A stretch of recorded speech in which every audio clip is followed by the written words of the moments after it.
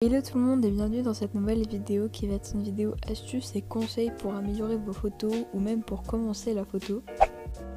Donc je fais cette vidéo car on m'a souvent demandé des conseils ou quoi pour les photos et du coup je me suis dit pourquoi pas en faire une vidéo.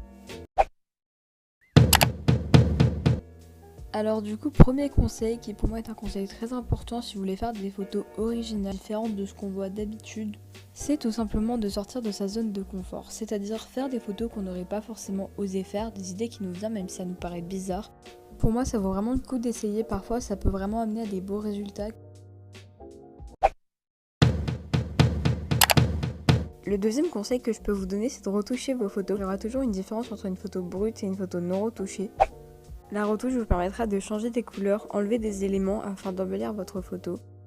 Donc pour les intéressés, je vous recommande Lightroom et Snapseed qui sont mes logiciels de post de traitement. Ce sont des très bonnes applications sur smartphone et elles sont gratuites.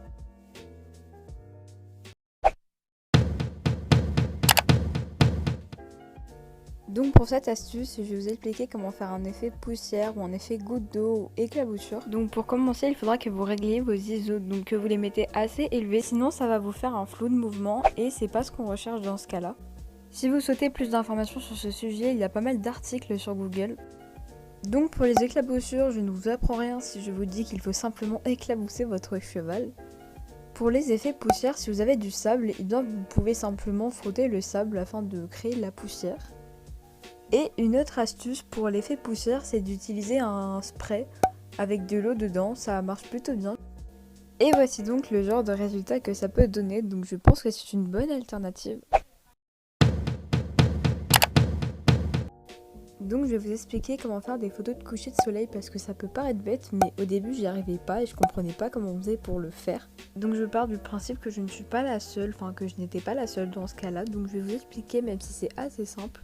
Donc le plus gros problème qu'on retrouve quand on fait ça, c'est généralement d'avoir des blancs surexposés. Donc pour ça, il faudra simplement régler les ISO et l'ouverture, donc les mettre le plus bas possible. Si votre photo est toujours surexposée, vous pouvez régler ça au poste de traitement, donc en diminuant l'exposition et les blancs. Donc voilà, cette vidéo est déjà terminée, donc il n'y avait pas beaucoup d'astuces, mais je ne voulais pas vous donner les astuces de base car il y a déjà des vidéos sur YouTube. J'espère quand même qu'elle vous aura plu et je vous dis à très bientôt.